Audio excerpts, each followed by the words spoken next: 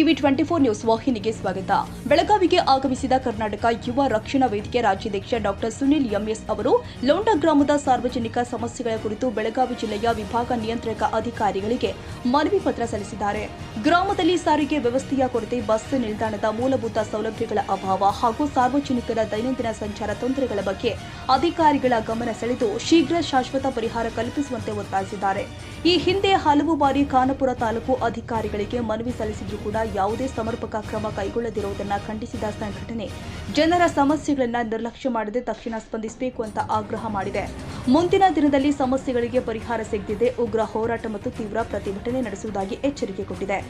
ಕರ್ನಾಟಕ ಯುವ ರಕ್ಷಣಾ ವೇದಿಕೆ ಬೆಳಗಾವಿ ಜಿಲ್ಲೆ ಖಾನಾಪುರ ತಾಲೂಕಿನ ಲೋಂಡಾ ಗ್ರಾಮದ ಪದಾಧಿಕಾರಿಗಳ ನೇತೃತ್ವದಲ್ಲಿ ಹಾಗೂ ತಾಲೂಕು ಜಿಲ್ಲಾ ಪದಾಧಿಕಾರಿಗಳ ನೇತೃತ್ವದಲ್ಲಿ ಲೋಂಡಾ ಬಸ್ ನಿಲ್ದಾಣದ ಬಗ್ಗೆ ಈ ಹಿಂದೆ ಹಲವಾರು ಬಾರಿ ನಾವು ಮನವಿಗಳನ್ನು ಹೋರಾಟಗಳನ್ನು ಮಾಡ್ಕೊಂಡು ಬಂದಿದ್ವಿ. ಇವತ್ತಿನ ದಿನ ಒಂದು ಹಂತಕ್ಕೆ ಬಂದಿರತಕ್ಕಂಥ ವಿಚಾರ, ಮಾನ್ಯ ವಿಭಾಗ ನಿಯಂತ್ರಕರು ಬೆಳಗಾವಿ ಭಾಗದ ಅಧಿಕಾರಿಗಳಿಗೆ ನಾವು ಆ ಲೋಂಡಾ ಕ್ರಾಸಿನ ವಿಚಾರವಾಗಿ ಮತ್ತು ಲೋಂಡಾ ಬಸ್ ಸ್ಟಾಪಿನ ವಿಚಾರವಾಗಿ, ಹಾಗೆ ಈ ಲೋಂಡಾದಲ್ಲಿ ಪ್ರಖ್ಯಾತವಾದಂಥದ್ದೇನಪ್ಪ ಅಂತಂದರೆ ಕೇಂದ್ರ ಸರ್ಕಾರದಿಂದ ಎಲ್ಲ ಒಂದು ಎಕ್ಸ್ಪ್ರೆಸ್ ಟ್ರೈನ್ಗಳ ನಿಲ್ದಾಣವಾಗಿ ಜಂಕ್ಷನ್ ಆಗಿ ಅದು ಇವತ್ತಿನ ದಿನ ಸಾರ್ಥಕತೆಯನ್ನು ತಂದಿದೆ.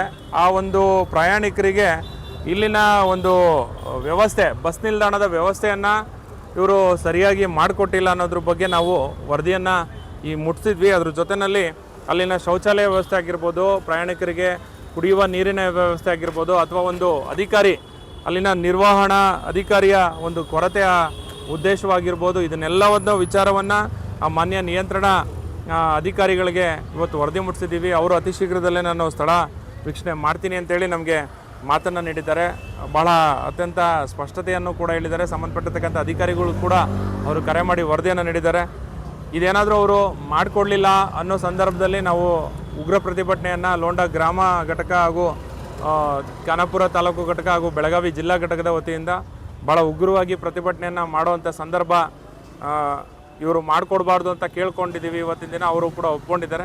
ಇದು ಆದಷ್ಟು ಬೇಗ ಆಗಬೇಕು, ಇಲ್ಲಾಂತಂದರೆ ಉಗ್ರ ಪ್ರತಿಭಟನೆಯನ್ನು ನಾವು ಮಾಡ್ತೀವಿ ಅಂತೇಳಿ ಮತ್ತೊಮ್ಮೆ ಎಚ್ಚರಿಕೆಯನ್ನು ಅವರಿಗೆ ನೀಡ್ತಾ ಇದ್ದೀವಿ. ಧನ್ಯವಾದ. ಈ ಸಂದರ್ಭದಲ್ಲಿ ನಬೀಸಾಬ್ ಶಿಲ್ಲೆದಾರ್, ನಾರಾಯಣ ಸುಂದರಗಿ, ಪಾಂಡುರಂಗ ಗೂಳನವರ, ಪರಶುರಾಮ್ ಚಿಕ್ಕಮ್ಮನಿ, ಮೈಕಲ್ ಸೋಜಾ, ಉಮರ್ ಫಾರೂಕ್ ಮುಲ್ಲಾ ಸೇರಿ ಹಲವು ಪದಾಧಿಕಾರಿಗಳು ಹಾಗೂ ಸದಸ್ಯರು ಉಪಸ್ಥಿತರಿದ್ದರು.